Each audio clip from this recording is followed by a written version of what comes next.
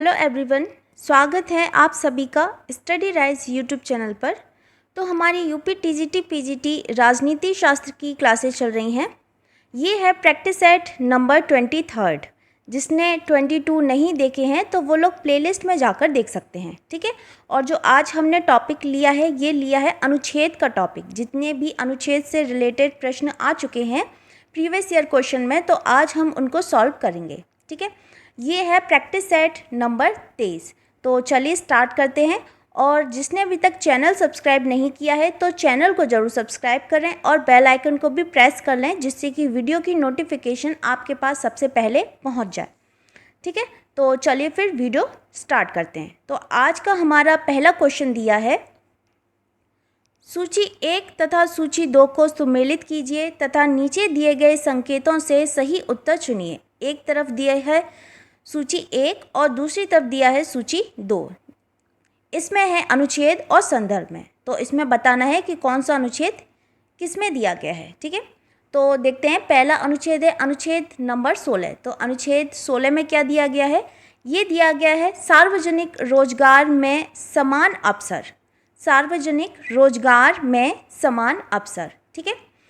अनुच्छेद 32 देखते हैं, 32 में क्या है? तो ये है संवैधानिक उपचार। अनुच्छेद 32 में है संवैधानिक उपचार। अनुच्छेद 14 में क्या है? ये है कानून के समक्ष समानता। अनुच्छेद 14 में क्या है? कानून के समक्ष समानता। और अनुच्छेद 17 में है अस्पृश्यता अपराध है। अस्पृश्यता अपराध है। तो इसमें देखा जाए तो इसका सही आंसर क्या होगा? पहले है ऑप्शन डी, फिर बी, फिर ए और सी। डी बी ए सी, ठीक है। डी बी ए सी सही आंसर है इसमें option number A. Next question की ओर बढ़ते हैं। Question number 2। राज्य बनाने और समाप्त करने की शक्ति निहित है भारत के राष्ट्रपति में, प्रधानमंत्री में, संसद में या फिर लोकसभा में। तो राज्य बनाने और समाप्त करने की शक्ति किस में निहित है? ये है ऑप्शन नंबर सी, संसद में। किस में है? ऑप्शन नंबर सी, संसद में, ठीक है। सही आंसर हो जाएगा इसमें ऑप्शन नंबर सी। अगले प्रश्न की ओर बढ़ते हैं। Question number 3। भारतीय संविधान में अनुच्छेदों की संख्या है 445, 392, 546 या फिर 395। तो बताइए, भारतीय संविधान में अनुच्छेदों की संख्या कितनी है? ये है ऑप्शन नंबर डी, 395। कितनी है? 395, ठीक है। भारतीय संविधान के मूल पाठ में 22 भाग हैं, अनुच्छेद हैं 395 और 8 अनुसूचियां हैं, ठीक है। इसमें जो सही आंसर हो जाएगा वह हो जाएगा option number D. Next question की ओर बढ़ते हैं। भारत राज्यों का संघ है, यह किस अनुच्छेद के अंतर्गत घोषित है? अनुच्छेद 1, अनुच्छेद 2, अनुच्छेद 3 या फिर अनुच्छेद 4। तो भारत राज्यों का संघ है, यह किस अनुच्छेद में दिया गया है? ये दिया गया है ऑप्शन नंबर ए, अनुच्छेद 1 में, ठीक है। अनुच्छेद 1 के अनुसार क्या है कि जो भारत अर्थात इंडिया है वह राज्यों का संघ है, यानी यूनियन ऑफ स्टेट होगा, ठीक है। सही आंसर हो जाएगा इसमें option number A. Next question की ओर बढ़ते हैं। भारतीय संविधान के अनुच्छेद 1 में भारत को कहा गया है। भारत को कहा गया है, ये टीजीटी परीक्षा में पूछा हुआ क्वेश्चन है। राज्यों का संघ कहा गया है, प्रांतों का संघ कहा गया है, भारतीय संघ कहा गया है या भारत का संघ कहा गया है। तो अभी बताया था ऊपर वाले क्वेश्चन में क्या था? भारतीय संविधान के अनुच्छेद 1 में भारत को क्या कहा गया है? राज्यों का संघ कहा गया है, ठीक है। राज्यों का संघ कहा गया है। सही आंसर हो जाएगा इसमें ऑप्शन नंबर ए। नेक्स्ट है क्वेश्चन, भारतीय संविधान का अनुच्छेद 1 भारत का वर्णन इस तरह करता है, ठीक है। अर्ध संघीय राज्य, संघीय राज्य, एक एक राज्य या फिर राज्यों का संघ। तो ये भी पीजीटी परीक्षा 2014 में पूछा गया प्रश्न है। तो इसमें क्या हो जाएगा आंसर? राज्यों का संघ। राज्यों का संघ सही आंसर है इसमें option number D. Next question की ओर बढ़ते हैं।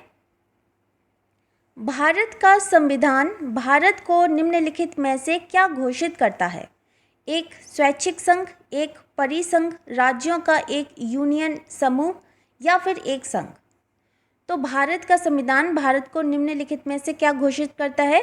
तो ये करता है राज्यों का एक यूनियन या फिर राज्यों का एक समूह, राज्यों का एक समूह। सही आंसर है इसमें ऑप्शन नंबर सी। नेक्स्ट है क्वेश्चन, सर्वोच्च न्यायालय को संविधान के किस अनुच्छेद समूह से न्यायिक पुनरावलोकन की शक्ति प्राप्त होती है? अनुच्छेद 12, 351 तथा 356 से, अनुच्छेद 12, 151 तथा 156 से, अनुच्छेद 13, 251 तथा 254 से, या फिर अनुच्छेद 21, 24 तथा 25 से। तो बताइए इसमें सही आंसर क्या है? तो इसमें जो सही आंसर है वह है ऑप्शन नंबर सी, अनुच्छेद 13, 251 और 254 से। अनुच्छेद 13, 251 तथा 254 से। सही आंसर हो जाएगा इसमें option number C. Next question की ओर बढ़ते हैं। कौन से अनुच्छेद के तहत भारतीय नागरिकों को 6 स्वतंत्रताएं दी गई हैं? कौन से अनुच्छेद के तहत भारतीय नागरिकों को 6 स्वतंत्रताएं दी गई हैं? अनुच्छेद 18, अनुच्छेद 19, अनुच्छेद 20 या फिर अनुच्छेद 21। तो बताइए इसमें भारतीय नागरिकों को 6 स्वतंत्रताएं किस में दी गई हैं? तो ये दी गई हैं अनुच्छेद 19 में।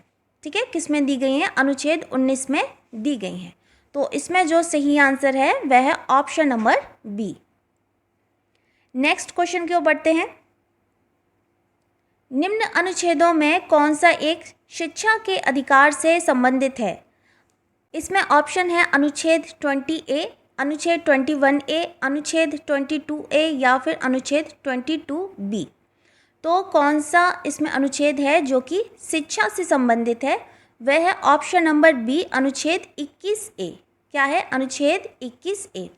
संविधान का अनुच्छेद 21A शिक्षा के मौलिक अधिकार से संबंधित है और इसके अंतर्गत जो 6 से 14 वर्ष तक के बच्चे होते हैं उनको निःशुल्क और अनिवार्य शिक्षा का अधिकार इसमें प्रदान किया गया है। ठीक है, और इसी में 86वें संविधान संशोधन 2002 द्वारा संविधान में इसको जोड़ा गया है। तो सही आंसर हो जाएगा इसमें option number B. Next question है, संविधान के किस अनुच्छेद के अंतर्गत पंचायतों के गठन का प्रावधान है? अनुच्छेद 39, अनुच्छेद 40, अनुच्छेद 41 या फिर अनुच्छेद 42। तो बताइए पंचायतों के गठन का प्रावधान किस अनुच्छेद में दिया गया है? तो इसमें सही आंसर हो जाएगा ऑप्शन नंबर बी, अनुच्छेद 40। संविधान का अनुच्छेद 40 ग्राम पंचायतों के गठन का प्रावधान करता है। ठीक है, इसमें सही है option number B. Next question की ओर बढ़ते हैं।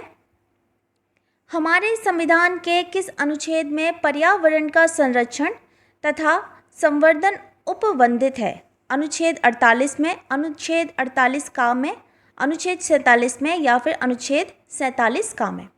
तो क्या बोल रहे हैं कि किस अनुच्छेद में पर्यावरण का संरक्षण तथा संवर्धन उपबंधित है? तो बताइए इसमें सही आंसर क्या है? तो भारत के संविधान में अनुच्छेद 48 का के तहत पर्यावरण का संरक्षण एवं संवर्धन उपबंधित है। ठीक है, इसमें सही आंसर है option number B. Next question की ओर बढ़ते हैं।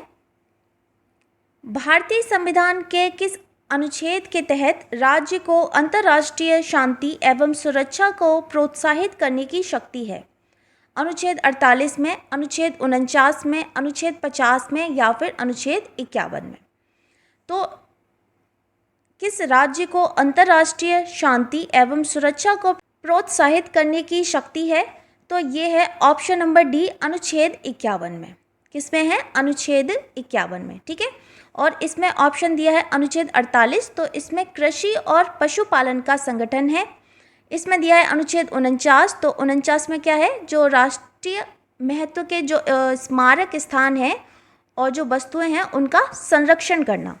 और अनुच्छेद 50 में दिया गया है कार्यपालिका से न्यायपालिका का पृथक्करण से संबंधित ये अनुच्छेद है, अनुच्छेद 50। ठीक है, तो इसमें जो सही आंसर है वह है ऑप्शन नंबर डी।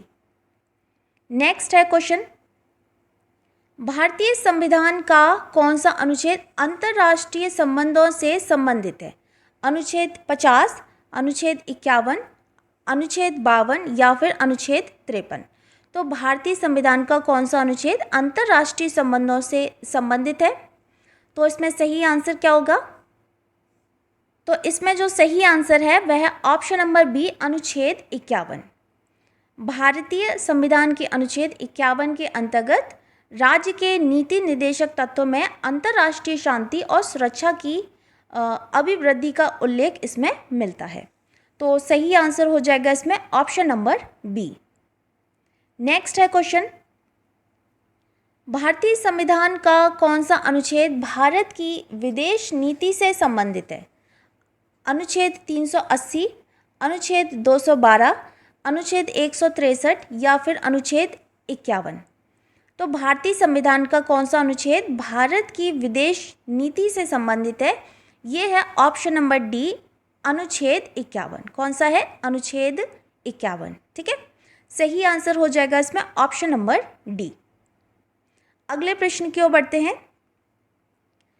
मौलिक कर्तव्यों का उल्लेख भारतीय संविधान के किस अनुच्छेद में है? 49, 50, 52 या फिर 51A? तो मौलिक कर्तव्यों का उल्लेख भारतीय संविधान के किस अनुच्छेद में दिया गया है? तो ये दिया गया है ऑप्शन नंबर डी, 51A में। किस में दिया गया है? Option number D, 51A।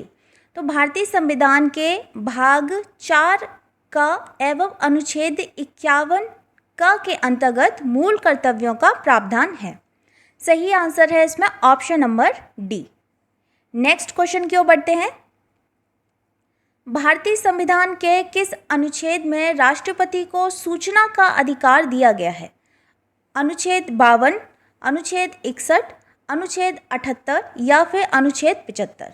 तो भारतीय संविधान के किस अनुच्छेद में राष्ट्रपति को सूचना का अधिकार दिया गया है?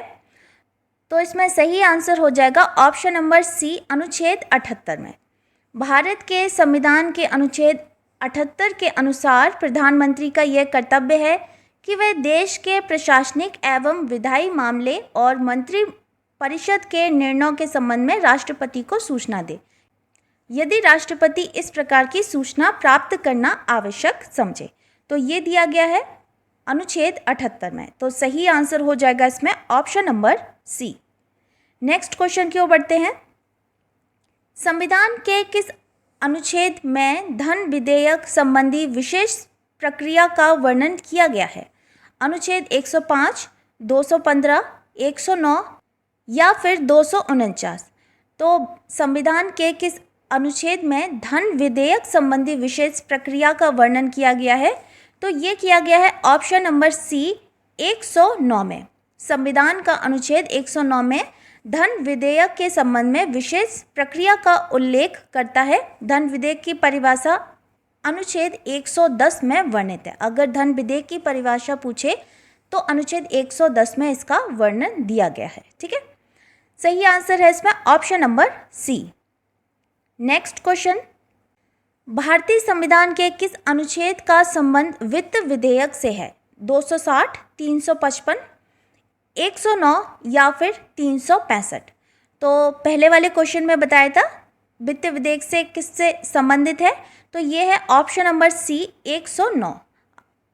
ठीक है, सही आंसर है इसमें option number C. Next question की ओर बढ़ते हैं।